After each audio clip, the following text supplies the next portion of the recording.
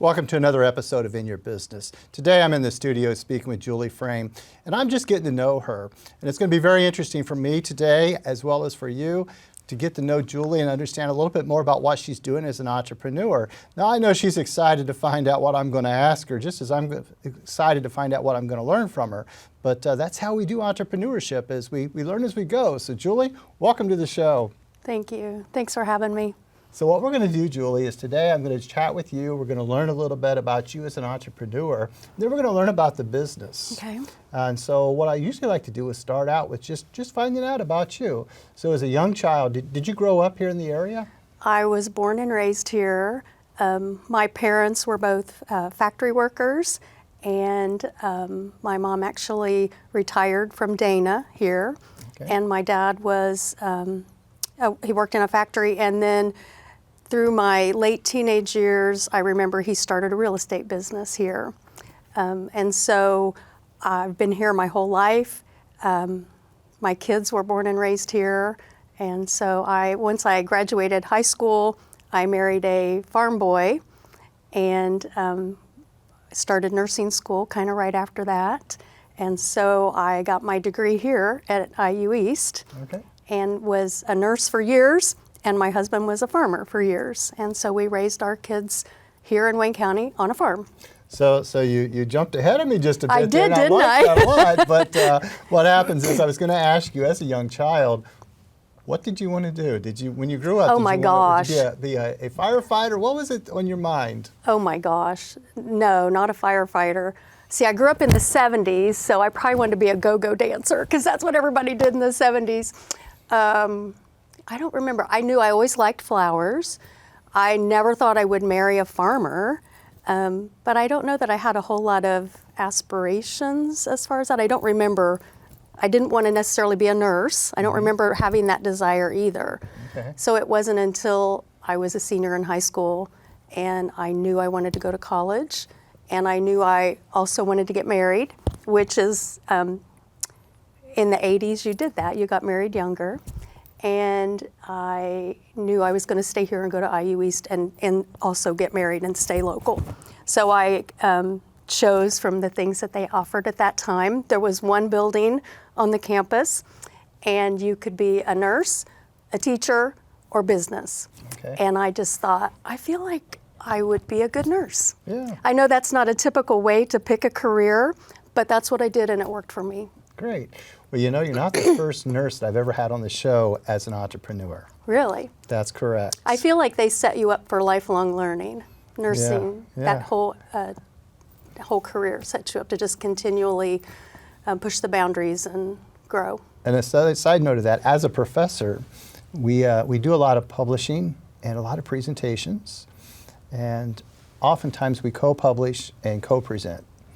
And almost all of my co-publishing and presenting has been with nurses. Really? Yes. I find that nursing and business work really well together.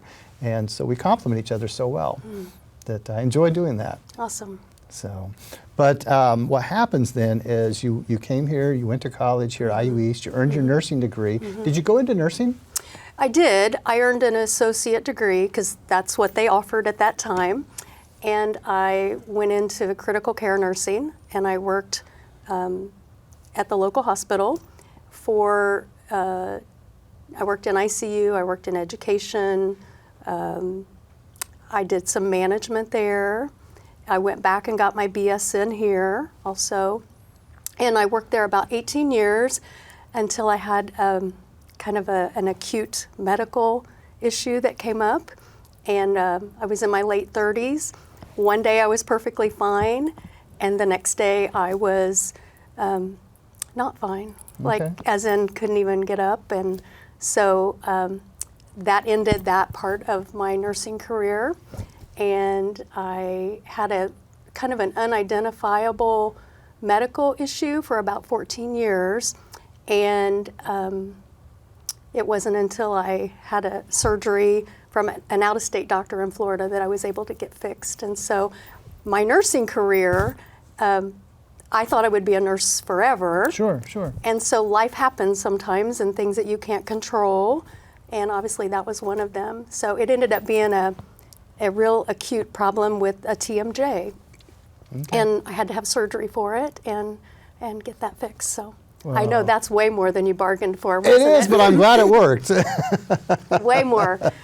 But as that transitions you into becoming an entrepreneur, so Well, life is, you can have a plan, but sometimes plans get interrupted. And so I think one thing that life has taught me is to be resilient. You don't always get to pick and choose. You can have a great dream or plan, but it's what you do when things don't work out so well that you kind of pick yourself back up and you figure out what's next. Sure, and you've done a great job of that. Well, we try. So what I want to do is I want to tell you though that you've mentioned some of my favorite things, because you mentioned that your parents worked in manufacturing and factories. They were hard workers. And that is one of the most amazing professions that I know. And I love production and manufacturing. So that industry I absolutely love. You speak of farming. I don't know a lot about farming, but every time I visit one, I'm learning, and I can tell you that I have the most respect for farmers of all types, Yeah. because I think they make a huge difference as well. Thank you. So entrepreneurship, starts at the root of manufacturing. So I just love that. Farming, definitely entrepreneurs. But now let's talk about yours, because your business is called The Barn at Helm. the Barn at It's Helm. a flower farm and florist, and it's a little bit different. It wasn't really, I never really set out to have a business. I didn't show up with a business plan. I just started doing things that I liked. So once I had that surgery, the surgery was not easy. Sure. It was, I had my mouth wired shut for 9 months, and I had braces for 3 years afterwards. And so it was a really long kind of recovery. So once I got over all of that, I just kept saying I want to do something productive with my life and something that's a way to make people really happy. Yeah. Because I felt like after 14 years, the biggest majority of my nursing career was probably gone. Sure. I would do little things still with nursing, but not in management and things like that. But I started doing things I liked. And it's kind of funny because I have 2 boys, and we, about 10 years ago, were visiting our married son down in Nashville, Tennessee, and my daughter-in-law wanted to go. She had heard of this lady at a farmer's market who was making flower bouquets, and she wanted to go get one. And I said, sure, I'll go with you. So her and I went down. It's a kind of a swanky suburb of Nashville, Tennessee, and we went and we waited in line for an hour. And once you got up to the table, there was a lady making flowers, and you could say, I want 3 of these and 2 of these and 2 of these and 2 of these, and she would make a bouquet and hand it to you. And I was mesmerized. I just thought this is the coolest thing I'd ever seen in my whole life. And I'd always loved flowers. I told you I got married young, because that's what you did in the 80s. I got married at 18, and even at 18, I made my own wedding flowers. I made my own bouquet, and so I've always loved them. Sure. And I've planted all this stuff in my yard. Even then, I loved them. But that day, I just thought, this is the coolest thing I'd ever seen in my life.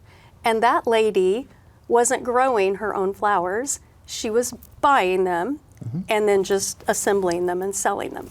So, I had told you I had been a nurse my whole life, and my husband, I haven't really talked much about him, but he's a farm boy doing his dream job. So I was nurse and he was a farmer, and I thought it would be that way forever. Sure. But when that experience that day kind of just changed my mind. It's a 6-hour drive home from Nashville, and all the way home, I just was rambling about flowers and how I was a farmer and I could grow all those. I knew I could. And I think he thought it would pass, but it didn't. So when I got home, I just thought, I'm gonna learn. And so I just kind of dug in, became a little sponge, and figured out what I could start with, what grew well in Indiana, what I needed to do for various different things. And then the next summer, we took flowers to the Richmond Farmers Market on our own. So this summer will be 9 years of doing that. So 9 years of growing flowers. Growing flowers.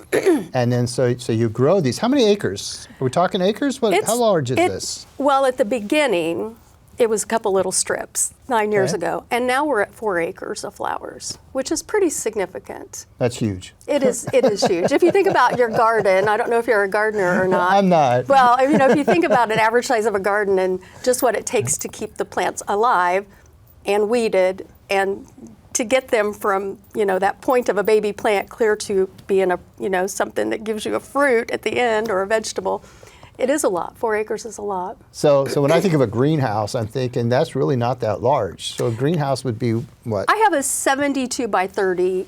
It's a hoop house. It's a plastic type structure. I call it a greenhouse. Okay. But that's not very much of it. So that's insignificant to 4 acres. It is And insignificant. so you have 4 acres of flowers. Of flowers. So we've grown over the last 9 years.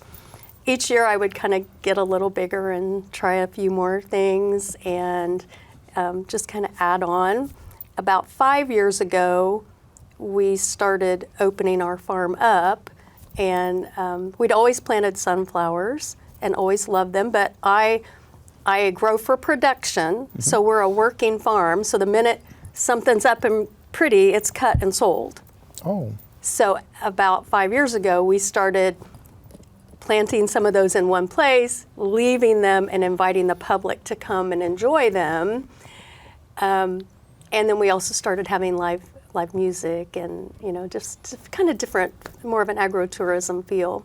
What an interesting story, though. It's fun. Because I'm sitting there the whole time thinking about 4 acres of flowers and how It's a beautiful lot. that is. And then you're saying, we cut them and they're out of We here. do. and So it's we have like- 3 different arms, really. Yeah. We're growers, so we grow, we sell every week at the Richmond Farmers Market in season.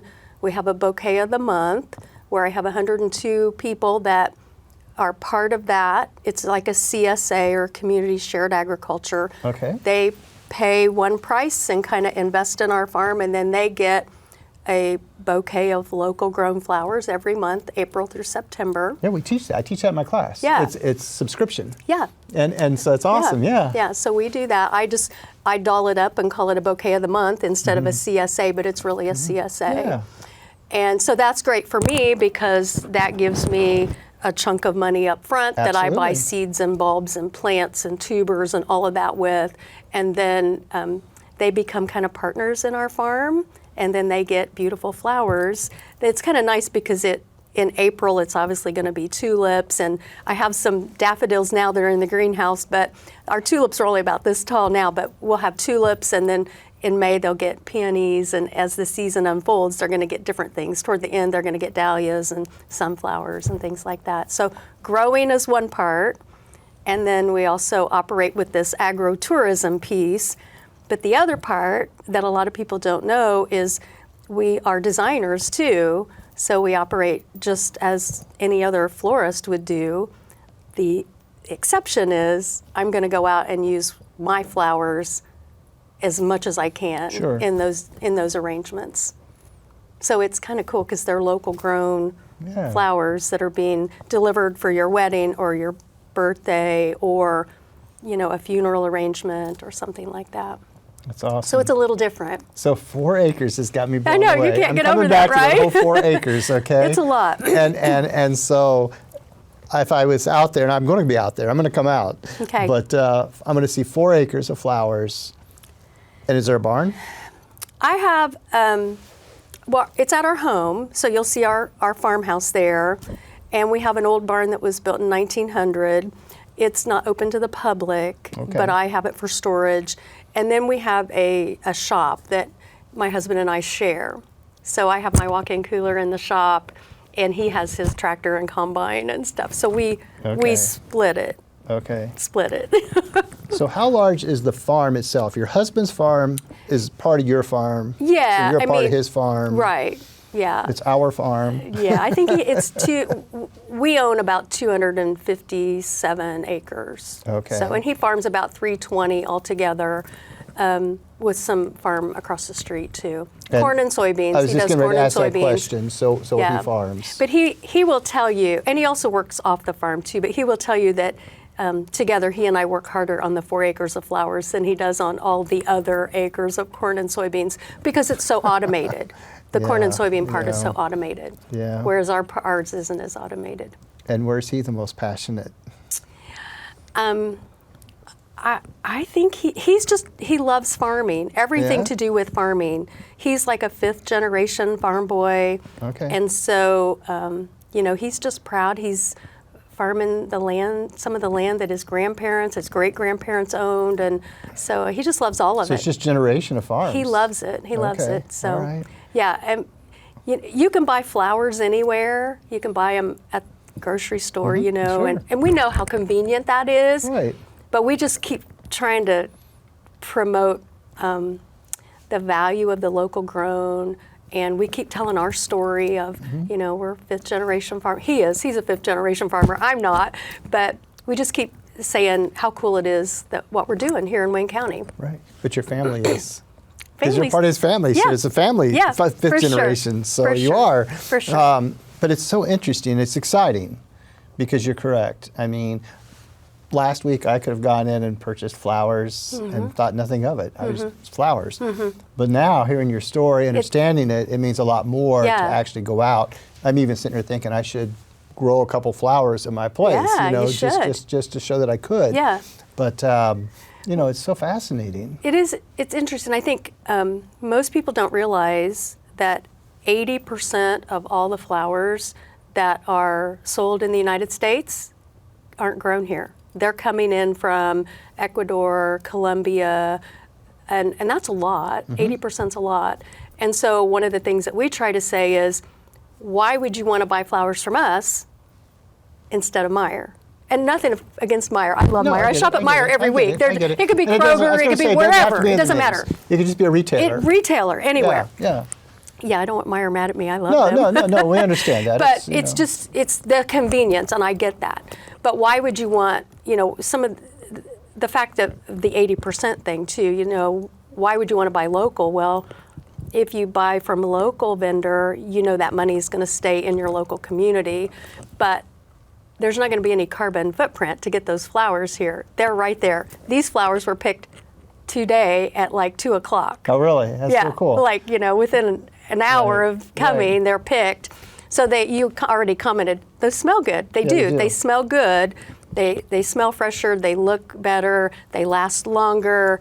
And so we think that there's value in that. And they're unique. Now, daffodil's a daffodil is a daffodil, but we have a lot of flowers that people have never seen before. Okay. So most people, when I say, what's your favorite flower, a lot of people say, well, it's roses. Well, I think it's because we've been conditioned, because roses are what's shipped in Right, from out of right. the country, and it's grown, cheap labor, and it's shipped easy. I don't even grow roses, but I have 80 other things that are really cool that you would love. Okay. So I want to talk a little bit about the business, but first, what's your Okay. favorite flower? my favorite flower, I'm glad you asked, is a lisianthus. And it looks like a rose, only it lasts longer. It'll last like 2 weeks in a vase. And it comes in purple and pink and burgundy and green. It's just beautiful. So Do you grow it? I do. That's awesome. It's my favorite. I can't wait to see it. I do. And They're so, super hard. I call them the divas because I usually plant them about March, and I don't get a flower probably until end of June, and they're about this tall forever, which means they're a lot. I pass over those flowers many times weeding them. So they are the divas, but they're worth it when they come. So when do they actually arrive? In June or? When I get a flower, it'll be June. Okay. It'll get okay. in June. Wow, that's something. So 9 years ago is when you actually started this, right? Yeah. And when would you have called it a business? Probably not for a couple years. So it's funny you ask. This makes me think of something. When you meet somebody for the first time, you say, hi, I'm so-and-so. And then within 2 minutes, you say, well, what do you do for a living? I can remember it was 4 years before I told anybody I was a flower farmer because it sounded so ridiculous coming out of my mouth. Never heard it before. Well, no. Like, what do you do? I'm a nurse, and I heard you grow flowers. Yeah, I do. But it took a long time because even to me, it seems kind of silly. So maybe 4 years? I don't know. So 4 years I don't know. following the 9, so about 5 years now that you consider it a business? Maybe longer, maybe about 7. I'd say Okay, 7. Yeah. okay. 7 years you've considered it a business. Yeah. So What was that like, learning business, learning how to turn this into a business? It's super hard. I feel like we had I told you I love them. I love flowers, everything about them, Right. all of it. And I have flowers on my table or on my kitchen counter pretty much year round. Sure. I think there's a difference between something being a hobby that you love and that you enjoy. And I think I had a moment of, you need to take yourself seriously. This is really a business. If you treat your business like a hobby, then people aren't going to take you serious. Right. You need to really dig in and treat yourself like a business and value what you're worth and value your product and give great customer service and kind of make that leap. It's not a hobby anymore. It really is something that can contribute to our community and something that you love. So I think that was kind of a turning point. It's not a hobby anymore. It really is. You view it differently. Sure, and people sure. view you differently as well. But I'm sure it was difficult, because here's the thing. You were in Tennessee, you got the idea, you thought about it all the way home, Yeah. which is what we do as entrepreneurs. Right. We think and think I and can't think. shut this off and then half what the happens, time, yes. But then what happens is so many of us let it go. You know, we Yeah. don't follow through, we don't make it happen, and you did. But you didn't start with 4 acres. No. You started with 2 rows. Right. At what point did those 2 rows, then you said, I can make a business out of this. I'm going to sell these. Oh gosh, you're asking a hard question. I don't know the answer. I mean, I started selling them immediately. Okay. You know, that summer we went to market and we're selling our product. I didn't have a lot, but we were selling it and pretty much selling it out when we Yeah. went. And each year we got bigger. And if I get bigger next year, my husband's probably going to be aggravated at me, but I love it. I think one of the hard things, because I was a nurse and I have that nursing education, I think you take things with you always, all the learning, no learning is wasted. But I think it's hard wearing lots of different hats at the same time. So you're a grower, you're also, you know, I'm picking them, designing them, trying to market myself, trying to be a bookkeeper, all of those things. And so I think at some point you have to learn your resources and partner up with things that are available through the chamber or learning resources to learn those things. Well, see, and that's what I do in class, because in class, when I'm teaching entrepreneurship and I'm teaching business, I'm making sure that they're identified to each of those things, from their resources to their accounting, to their management, to their HR, to filing your taxes, making sure you got a great accountant. You don't have to be each of those things, but you have But to as you're understand learning, them. it seems like you do. You have to understand them so you can get yourself surrounded with the right ones. right. And there For are sure. some of those things you have to do. Yeah, But for you sure. can get an accountant. Oh, but yeah. you need We to have a understand what the bookkeeper for accountant's sure. saying to you. Right. Okay? Right.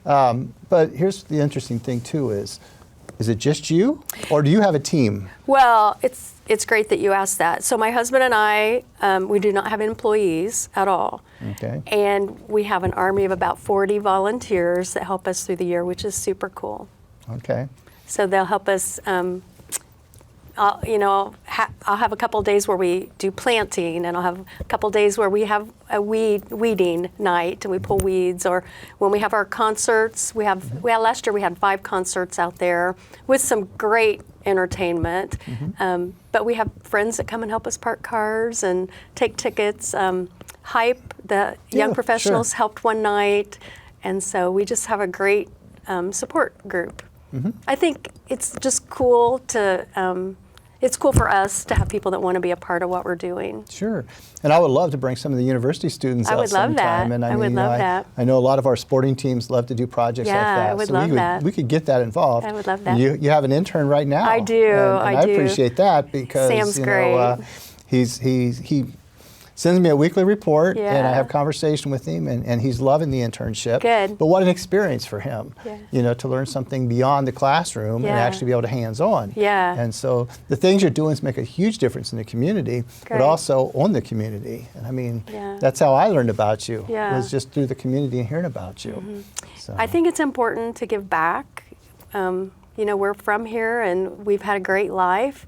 And I know I mentioned some hard things, that happened early on, but we don't want to move anywhere. We love it here, and we want to invest back. We've done several things to, like during COVID, we donated flowers to all the nurses, and we've danced for Dancing with the Stars. We're probably the only farmers in the country that have a mirror ball trophy on the on the mantle, but it's just fun. We help with the rooftop event for Hype. We've helped with that, and we just like to. Sure. Well, it's fun. I mean, you have a business, and having a business is a part of that. Is the being goodwill a part of and things. Giving back and being a part of it, and making sure that others can be a part of what you're doing. So I think it's awesome, and it's fun because even for myself, I told you that the correlation between myself and the nurses.